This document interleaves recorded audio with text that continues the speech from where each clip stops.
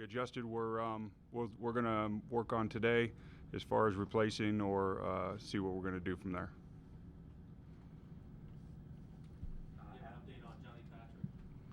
Johnny Patrick looks to be not as bad as it, hopefully not as bad as it looks. He's still getting looked at by the doctors, but we hope to have him back pretty soon.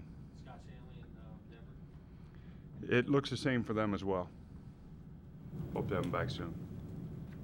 After watching the film again, watching the game, I mean, overall sentiments, I'm sure penalties probably still stick with you, but other than that, what else kind of stuck out to you?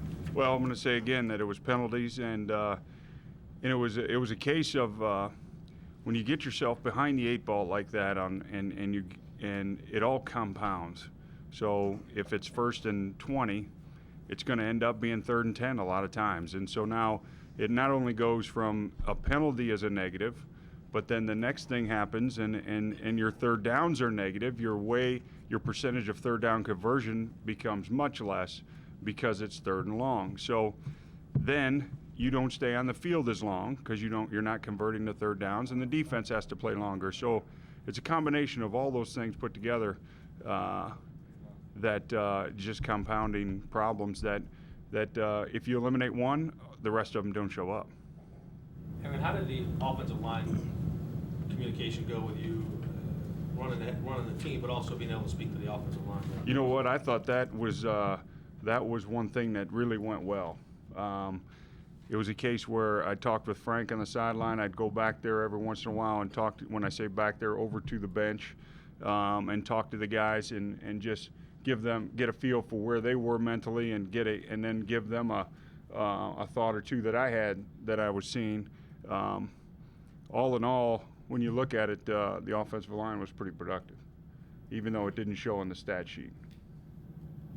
Coach, what did Washington do defensively it seemed like Drew was always running to find make space for himself and to make a play, and things broke down a number of times in the offensive line. What did Washington do that maybe you guys weren't quite prepared for? Washington did a good job of disguising some of their traditional blitzes that we had practiced, and they showed up late, and we as a group decide who we're blocking, and between the quarterback and the offensive line, and we weren't always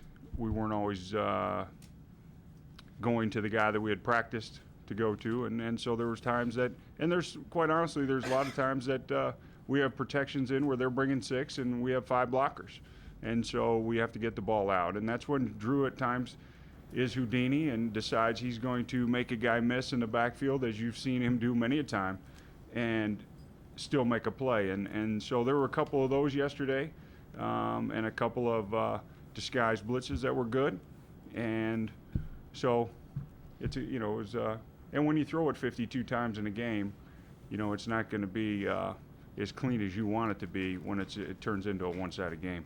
Is it in any way beneficial that you're playing Cam Newton this week following RG3, given the fact that their skill sets are similar?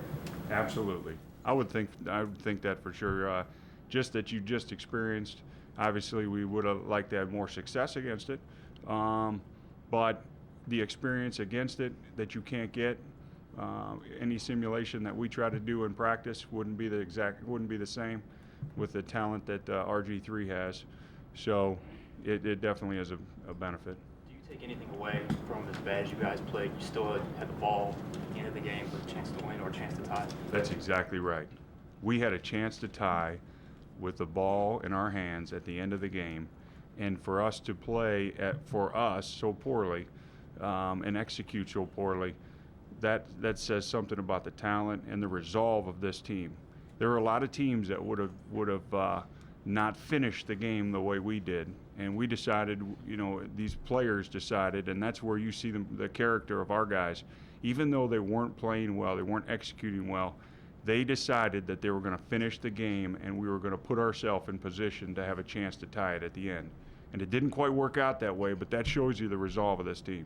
Aaron, you said it's still difficult to emulate what RG3 and even Cam Newton can do when you're in practice. Might that have been part of the reason why it was a struggle for your defense yesterday, figuring out RG3, keeping him in the pocket, keeping him from being so dangerous, even though he had a lot of success? Yes, it is. When you're playing against a guy like RG3, figuring it out and reacting and actually making the tackle are three different things. I don't think that it was a case yesterday that we had a lot of difficulty figuring it out. But if you get a half a step behind an RG3, you're not going to make that tackle before he gains some yards. And I believe that's what happened yesterday, as well as a couple missed tackles.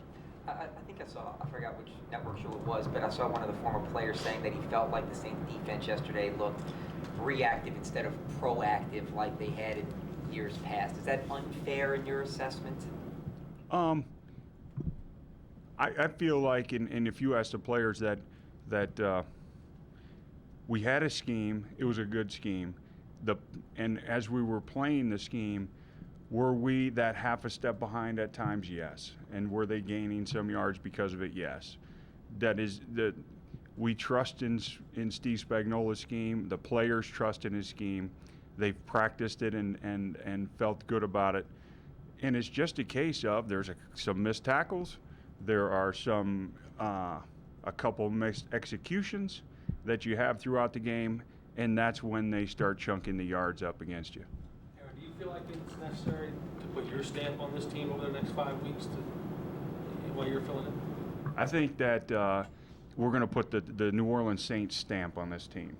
I've taken over this team for a total of 7 days at this point, and this is still Sean Payton's team, and this is still Drew Brees' team, and Joe Vitt's team, and Mickey Loomis's team, and we're going to play. This is the New Orleans Saints team. There is no stamp. The stamp is that we know how we execute, and we know how New Orleans Saints football looks, and that wasn't us yesterday, and we're going to get that fixed. Only 10 runs. Obviously, the score and the down and distance are going to influence that a lot. But even early in the game, it seemed pretty skewed heavily towards the pass. Do you feel like there maybe should have been a little more balance, or was that just the game plan going in? Well, obviously, the game plan, when you have the talent that we have at all positions, it's to be balanced. And we have a good offensive line. We have a good running back group. We have good receivers and a good quarterback. So it is always a plan to be balanced. When you get in a situation like we got in yesterday and you get a couple scores down, you're trying to keep it as balanced as possible. When it's 1st and 10 and then you false start and it's 1st and 20, you're not going to call a run play. You're looking at a 4 to 5 yard gain on a run play, and on 1st and 20, that's not a good call. 2nd and 20, that's not a good call. And too early in the game, we got in that situation, and so we're not going to call a run, and then it becomes pass heavy. Adrian Arrington was in the locker room today. It's safe to assume he's back with the team. We're deciding that today. Okay.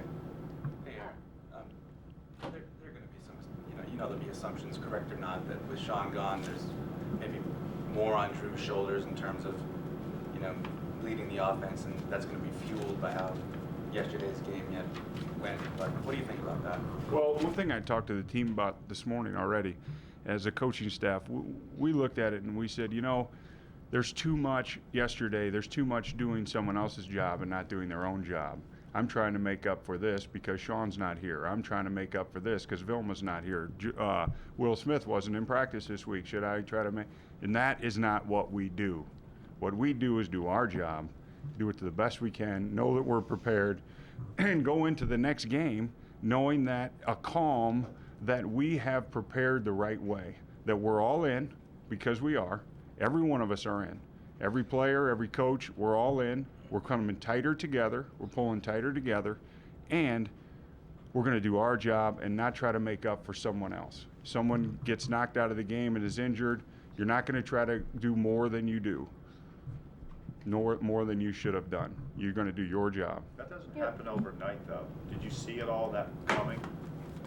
You know what I'm saying? No, I didn't see it coming, and we didn't play under the lights yet. And when we played under the lights, we realized, looking at it today, that there was some. Hey, I'm going to try to do more than I normally do to try to make up for something, and that is not necessary. Roman Harper kind of jokingly asked Malcolm Jenkins, "Are you off the bridge?" In that meeting this morning, what did you feel of the mood of the team? I sensed determination. I sensed focus. I sensed a wake-up call. That's what I sensed. I asked Drew this yesterday, and I mean it as a serious question, although the answer could potentially be humorous. Sean's such an integral part of this franchise. How do you think he reacted yesterday watching the game from afar in any way? I mean... Oh, I'm sure he was disappointed that, we didn't play better than we did. And he should have been. We all were disappointed, players, coaches, everyone. And he, if he was reacting in that way, he should have. How much man coverage did you see yesterday? We saw a lot of man coverage yesterday, and a lot of bump man all the way down the field. Did that surprise you? Not surprised on long distances and third down. They played a lot of man. They had not played a lot of man on first and second down. But once again, we got them in positions where they were playing first and second down, like third down. Do you have to take more shots to kind of loosen that up a little bit? Well, if you're asking to take more shots, if you looked at as we looked at it this morning, what came up was there were more drop balls than we're used to. We did take shots down the middle, down the sideline, and we didn't connect with as many as we normally do that we're used to doing. Basically, they were trying to take your underneath stuff away and kind of forcing you to do that, right? Yeah, I mean, even in man-to-man schemes, there's plenty of underneath things that you can do with crossing routes and that we had up and called. You spoke very highly of Robert Griffin on Friday, but actually seeing him in person, was there anything that was extra impressive? Yeah, his poise was extra impressive. He had a mature game. He had a game that a quarterback with a couple years under his belt would have had. And they did a very nice job of balancing their offense to help him get into a groove early with a lot of bubble screens. And he didn't throw the ball past the line of scrimmage very often early in the game to calm him, and that made sense. Somebody's going to be 0-2 Sunday. A good football team's going to be 0-2. I know it's one of 16, but is there any added significance to this game based on the fact that both of you lost on Sunday? Well, the added significance is a divisional game, and so we need to win this game this week. It's important to our program. It's important to our psyche. But is it a win or lose the season game? No, there isn't. There's 16 games. The New York Football Giants last year were 9-7 in the regular season and won the Super Bowl. We need to peak. We need to get to the playoffs, and we need to peak at that time. Constant improvement, constant skill development, and coming together and learning what we are as a team. Are you, I don't know if it's the right word, worried, concerned, any of the above? Is that? No, not at all. I would be worried if we had immaturity in the locker room. I would be worried if our guys, I had a sense that they felt they did well yesterday and we lost. But I don't sense that. I sense our guys determined to make up for what happened yesterday. Set an example of someone trying to do too much, or help us understand what that looks like or how that plays out in the game. Well, that's when you try to make a play that's not yours on defense instead of just doing your job and staying within the scheme. That's when you try to make a pass that isn't needed at the time because you're trying to press to throw a deep ball to get us in the game right now as opposed to 2 or 3 plays from now. That's when a lineman is trying to help his buddy block a guy by doing something differently. So there's plenty of examples in the game, but that would come to mind. Can you just be a football coach right now, or is there like too much else going on? You've got the weight of, you're asked, what does Sean Payton think? What, is your quarterback taking on more? No, I don't. Listen, I am being a football coach right now. I come into work, I evaluate tape, I see what I see, I explain it to you, and I go home. I mean, that's what a football coach does. I try to get it explained to the guys, and we try to find the response and the reactions that we need, and how we're going to fix it, and we move on. And that's what football coaches do. What will it take for people to stop asking, what do you think Sean thought, or did Sean call you, or did Sean message you? You can ask me that all year. It doesn't bother me one bit. This is Sean Payton's football team. I'm managing it as we, as a group, as we get through these 6 weeks, and I'm excited to do it. And the team is excited. We had one bad game. We're going to turn it around. It's a good wake-up call for us, and we're ready to go.